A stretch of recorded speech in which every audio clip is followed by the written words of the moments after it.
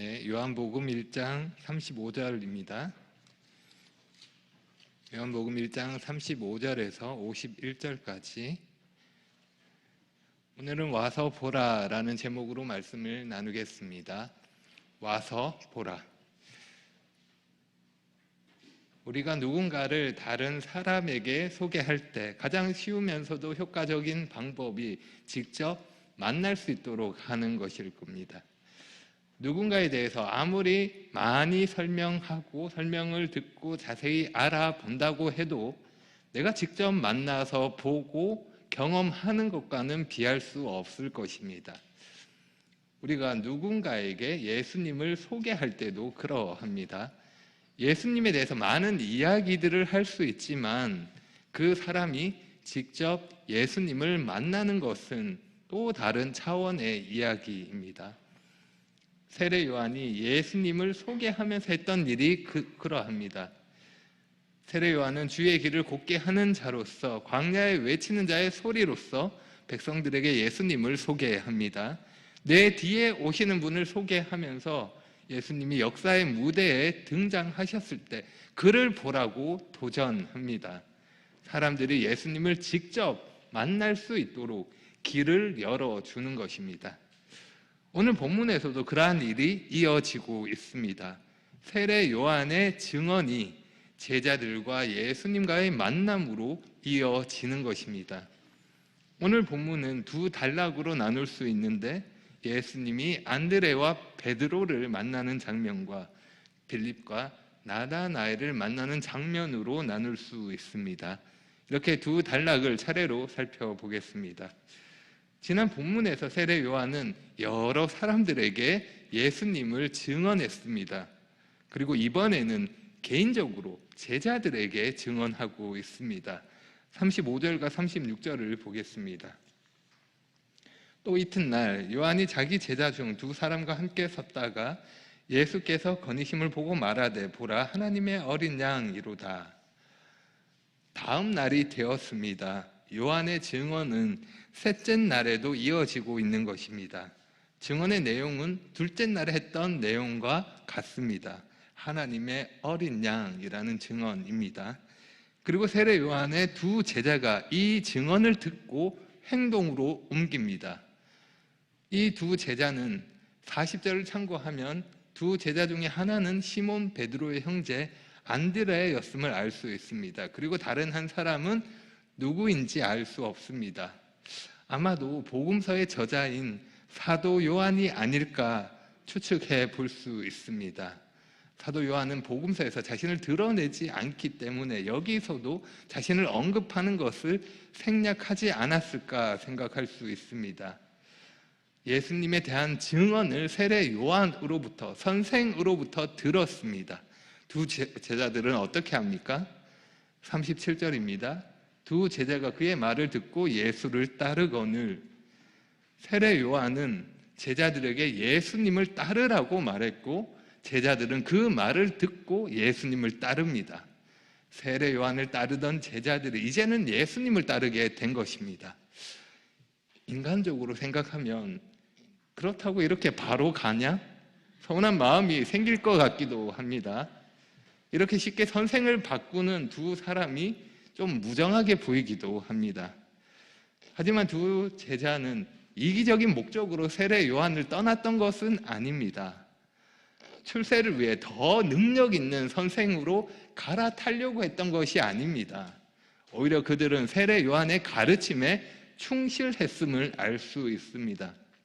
세례 요한은 사명에 충성했고 때를 기다리고 있었습니다. 그리고 때가 되었을 때 자신이 증언했던 분이 오셨기에 사람들이 그분을 따르도록 했습니다. 제자들도 그분을 따를 수 있도록 했던 것입니다.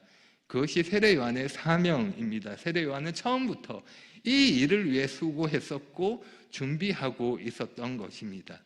이렇게 세례 요한의 두 제자가 예수님을 따르게 되었습니다.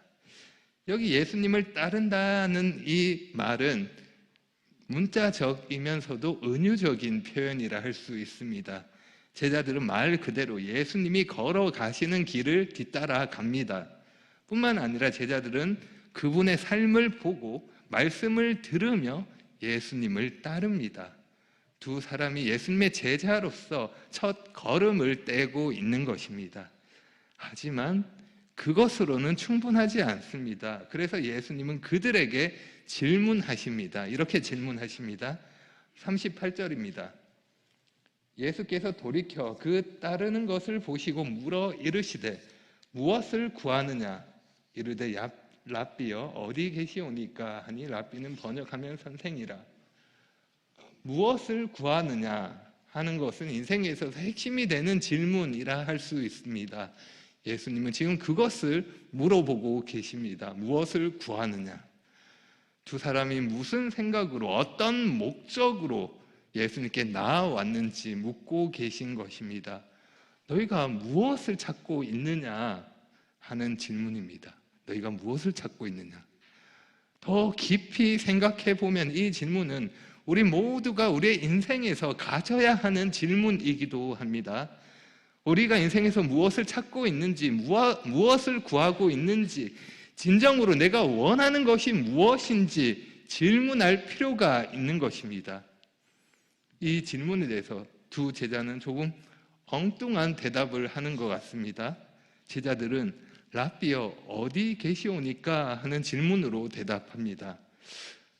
이렇게 대답한 것은 예수님이 머물고 계신 곳이 어디인지 물으면서 조금 더 시간적인 여유를 가지고 가르침을 듣기 위해서 개인적으로 만나기를 요청하는 것입니다. 선생님 어디에 머물고 계십니까? 제가 함께 해도 되겠습니까? 이렇게 물어보는 것입니다.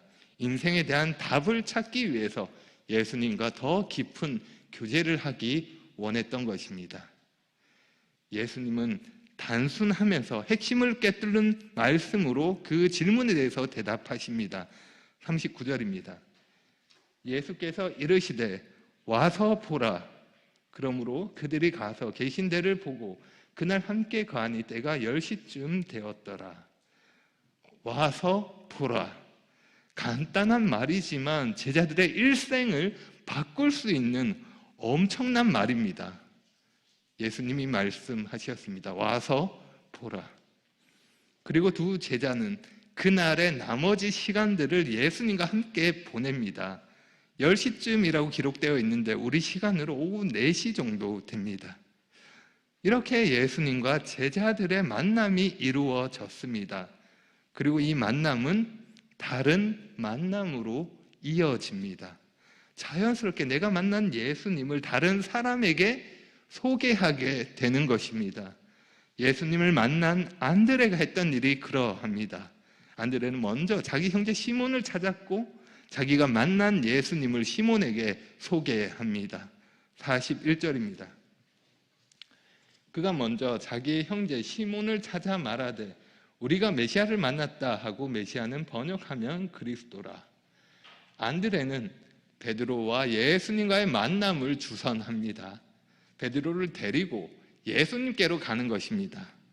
재밌는 것은 안드레는 요한복음에서 2번 더 등장하는데 그가 등장할 때마다 지금처럼 사람을 예수님께로 데리고 오는 일을 하고 있습니다. 우리가 아는 것처럼 보리떡 5개와 물고기 2마리를 가진 아이를 예수님께로 데리고 왔고 또 헬라인 몇 사람을 예수님께 데려오기도 합니다. 안드레는 이렇게 사람을 예수님께로 데리고 오는 일을 잘 했던 것입니다. 이렇게 안드레 덕분에 베드로와 예수님의 첫 만남이 이루어졌습니다. 그리고 예수님은 베드로를 보시고 이렇게 말씀하십니다. 42절입니다. 데리고 예수께로 오니 예수께서 보시고 이르시되 내가 요한의 아들 시몬이니 장차 게바라 하리라 하시니라. 게바는 번역하면 베드로라. 예수님은 베드로의 이름을 바꾸십니다. 그의 이름을 시몬에서 게바로, 베드로로 바꾸셨습니다. 이름을 바꾸는 것은 그 사람에 대해서 권위가 있음을 의미합니다. 예수님은 베드로 이름을 바꿀 수 있는 권위가 있는 분이십니다. 우리가 지금 베드로 그 이름, 반석이라는 이름을 생각하면 이 이름이 그와 어울리지 않는다고 생각할 수 있습니다. 어색하게 생각할 수 있습니다. 베드로의 지금 모습이 그와 어울리지 않는 것입니다. 하지만 예수님은 베드로의 지금 모습이 아니라 앞으로의 모습을 보고 계십니다. 예수님은 그분의 뜻대로 변화된 베드로를 반석으로 사용하실 것입니다. 비록 지금은 부족하지만 예수님이 그를 변화시키셔서 그분의 뜻대로 사용하실 것입니다. 이 사실은 지금 우리에게도 동일하게 적용됩니다. 하나님은 그분의 뜻대로 우리를 부르시고 빚으시고 우리를 사용하십니다. 모난 부분을 다듬어 가시고 타고난 성질을 바꾸어 가시면서 예수님이 쓰시기에 합당한 자로 회복시켜 가시는 겁니다. 지금 나의 모습은 완성된 모습이 아닙니다. 주님 안에서 우리는 변할 수 있기에 변화되어 가야 하고 변화를 추구해야 합니다. 어떻게 그렇게 될 수 있습니까? 어떻게 변화될 수 있습니까? 예수님과의 만남으로 가능합니다. 우리가 그분의 부르심에 응답하여 그분을 만나고 그분을 보고 들으며 그분을 배우고 그분을 경험할 때 우리가 변화될 수 있는 것입니다.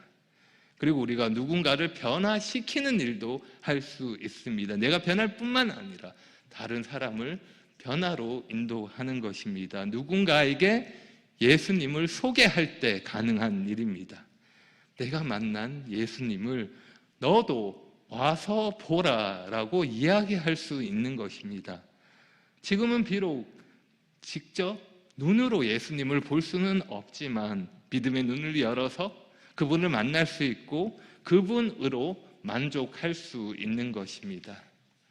인생에서 우리가 구해야 하는 것, 우리가 반드시 찾아야 하는 것, 여러분은 그것을 찾으셨습니까? 예수님을 만나셨습니까? 우리가 만나야 하는 것은 오직 예수님이십니다.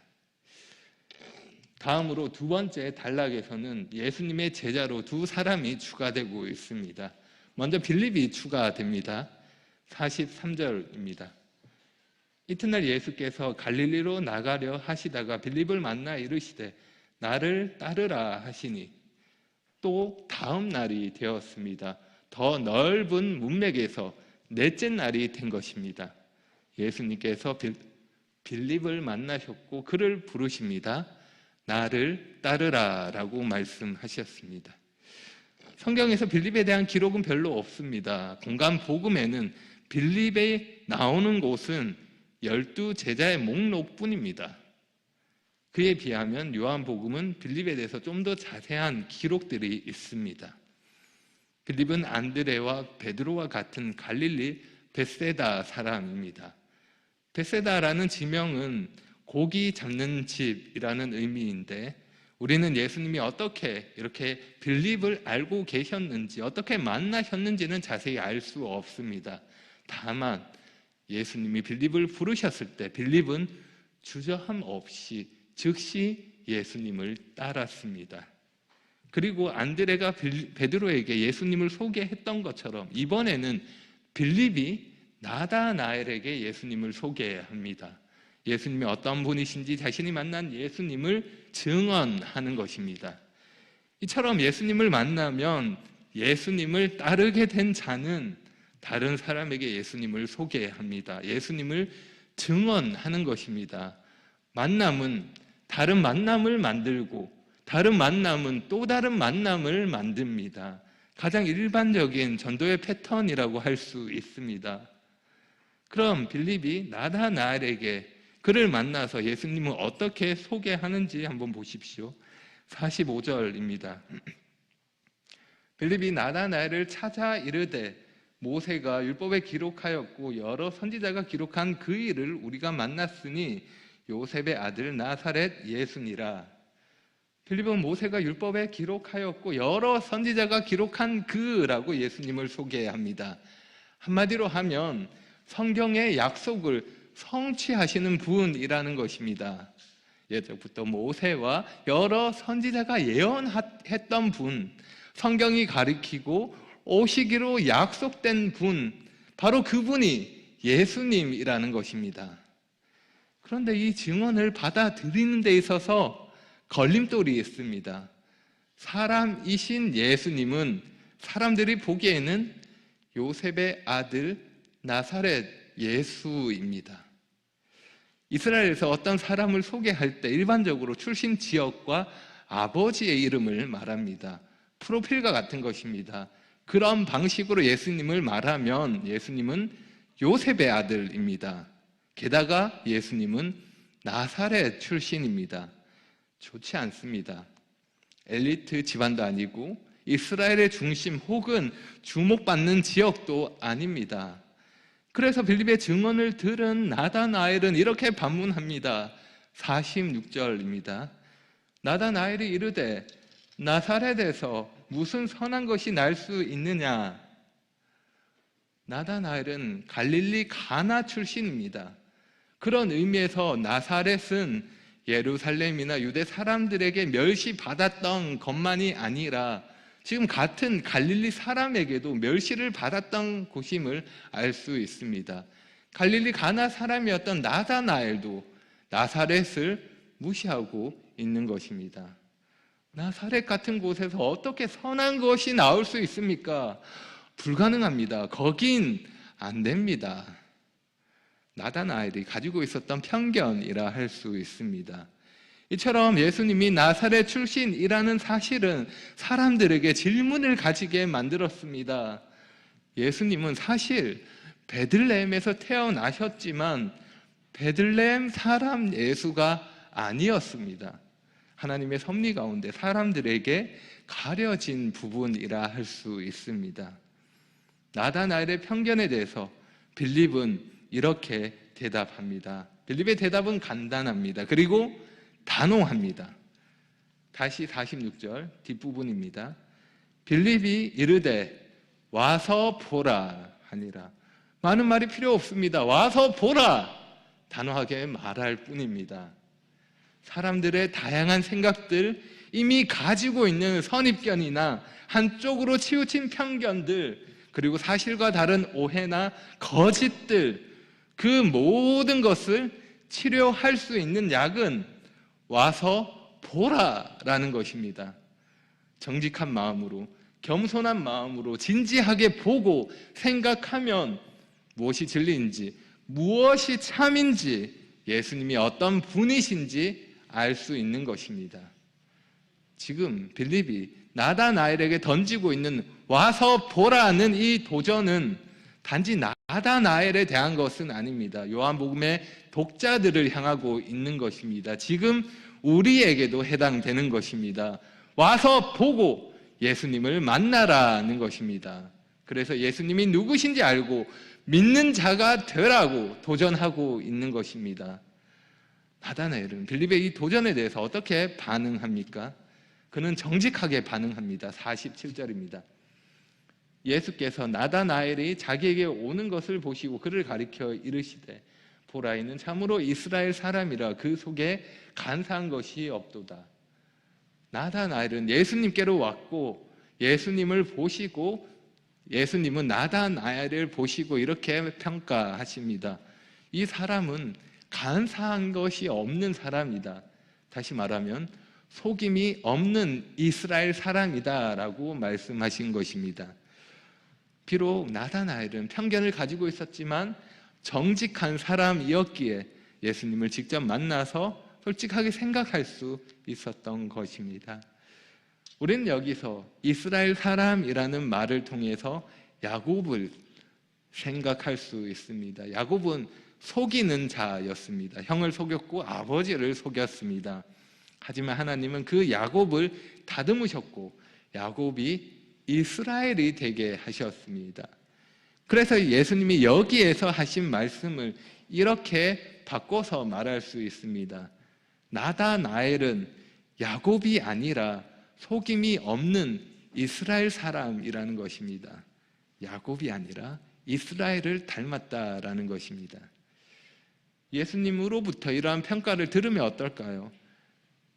조금은 쑥스러울 것 같은데 나다나엘은 그렇지 않고 평가를 그대로 인정합니다. 그러면서 예수님이 어떻게 아셨는지 인간적인 측면에서 질문을 합니다. 48절입니다. 나다나엘이 이르되 어떻게 나를 아시나이까? 예수께서 대답하여 이르시되 빌립이 너를 부르기 전에 네가 무화과 나무 아래에 있을 때 보았노라. 예수님은 나다나엘에게 사람으로서는 알 수 없는 초자연적인 지식을 말씀하셨습니다. 랍비 문헌에서 보면 무화과 나무 그늘은 묵상과 기도의 장소로 묘사됩니다. 그래서 나다나엘이 무화과 나무 아래에서 무엇을 했는지 우리가 추측해 볼 수 있습니다. 하지만 이 말씀에서 강조되는 것은 나다나엘이 무엇을 했느냐가 아닙니다. 예수님이 그러한 장소를 초월해서 나다나엘을 보셨다는 것입니다. 예수님의 초월성을 볼 수 있습니다. 예수님의 이 말씀을 들은 나다나엘 어떻게 했을까요? 공손해집니다. 빌립의 증언으로도 해결할 수 없었던 나다나엘의 편견과 의심은 예수님의 만남으로 해결된 것입니다. 모든 장애물들이 사라집니다.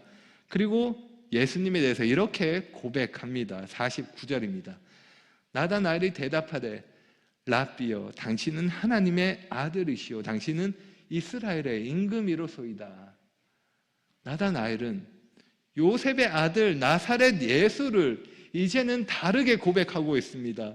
하나님의 아들 이스라엘의 임금으로 고백하고 있는 것입니다. 그는 이제 예수님이 누구신지 알게 되었습니다. 예수님은 하나님의 아들이시며 하나님이 약속하신 이스라엘의 왕이십니다. 이렇게 나다나엘은 예수님과의 만남을 통해 믿음의 첫 걸음을 시작합니다. 예수님을 따르게 된 것입니다. 와서 보라라는 빌립의 초청에 응답했기에 그는 이러한 놀라운 일을 보게 되었고 그리고 더 큰 일을 보리라고 예수님이 말씀하십니다.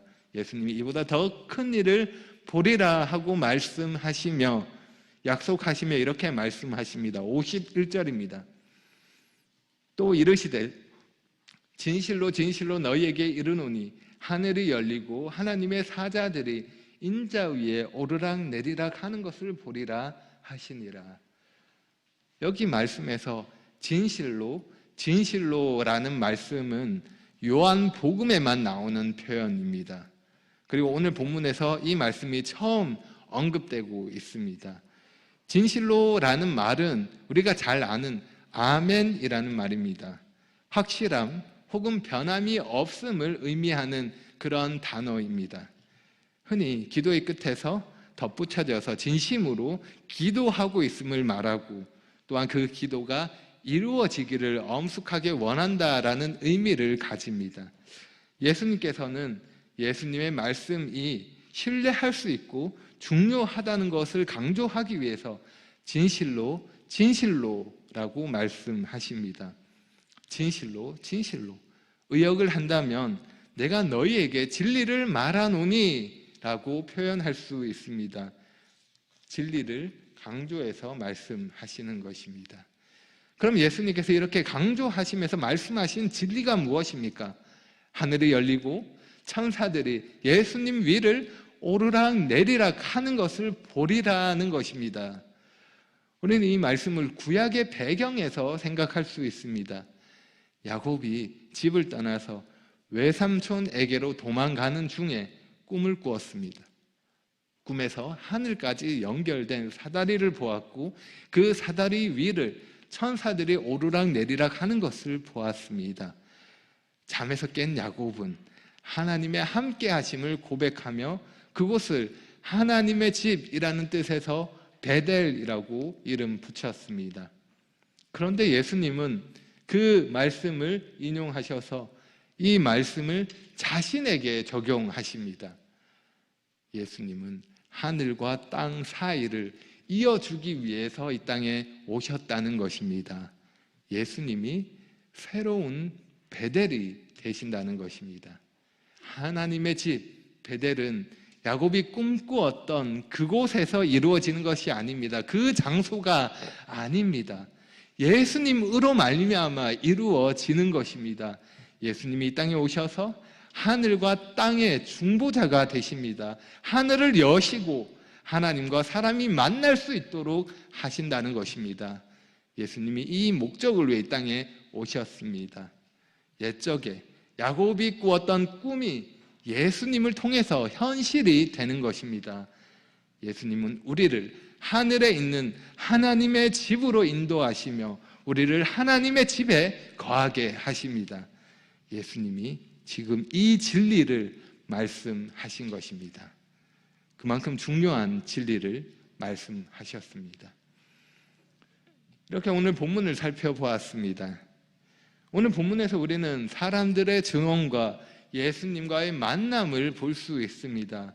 이 일은 예수님에 대한 증언과 와서 보라는 초청으로 말미암은 것들입니다. 안드레가 베드로를 찾아서 예수님 그 메시아를 증언했고, 빌립이 나다나엘을 찾아서 구약에서 예언된 바로 그분을 만났음을 증언했습니다. 이처럼 사람들의 수고와 증언으로 된 일이라고 말할 수 있습니다. 하지만 우리가 이렇게 된 일을 보면서 놓치지 말아야 할 것이 있습니다. 그것은 이 모든 과정에서 하나님이 역사하신다는 것입니다. 단순히 사람만의 일이 아니라는 것입니다. 우리는 더 높은 차원에서 역사하시는 하나님을 잊지 말아야 하는 것입니다. 예수님은 이미 제자들을 아셨고 그들을 뜻대로 부르셨고 그들의 믿음으로 나아올 수 있도록 인도하셨습니다. 그들을 만나셨고 그들에게 자신을 나타내셨으며 그들에게 말씀하셨습니다. 겉으로 보기에는 사람이 또 다른 사람을 찾아서 그들을 하나님께로 인도한 것처럼 보이지만 사실은 사람이 사람을 찾기 이전에 하나님이 그들을 찾으셨습니다. 그로하여금 예수님을 따르는 자가 되게 하신 것입니다. 우리가 이것을 기억할 때 더 높은 차원에서 하나님의 일하심을 생각할 수 있습니다. 그럴 때 우리가 사람들에게 담대하게 와서 보라라고 도전할 수 있습니다. 왜냐하면 내가 아니라 하나님이 하시는 일이기 때문입니다. 나는 부족하고 나는 할 수 없지만 하나님이 역사하시는 일이기 때문입니다.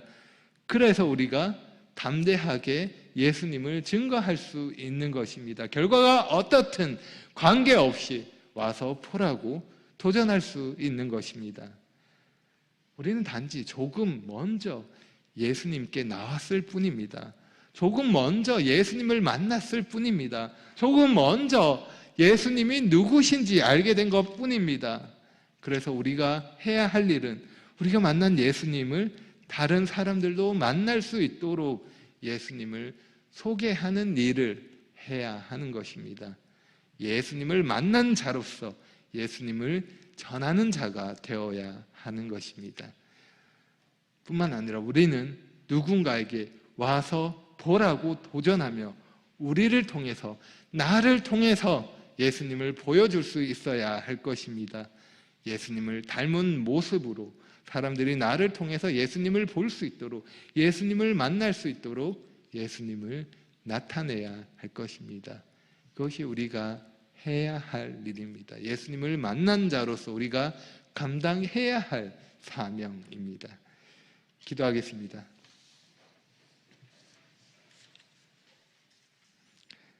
하나님 감사합니다.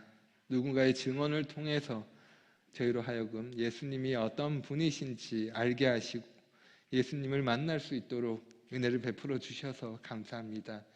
저희가 예수님을 알고 믿는 자로서, 예수님을 먼저 만난 자로서 누군가에게 예수님을 소개하고 그들이 예수님을 만날 수 있도록 수고하기를 원합니다. 이 일을 하나님이 주관하시고 뜻대로 역사하시니 저희가 믿음으로 주님을 의지하고 저에게 주어진 책임을 다하기를 원합니다. 저희 입술과 삶을 통해서 예수님이 증거될 수 있도록 인도해 주시기를 구합니다. 예수님 이름으로 기도합니다. 아멘.